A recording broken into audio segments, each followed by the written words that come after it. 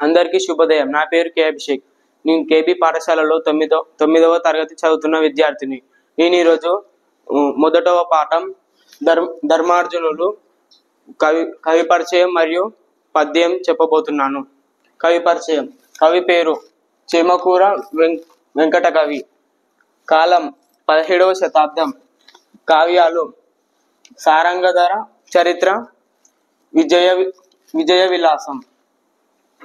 ప్రత్యేకత ప్రతి పద్య చమత్క రచనుడు.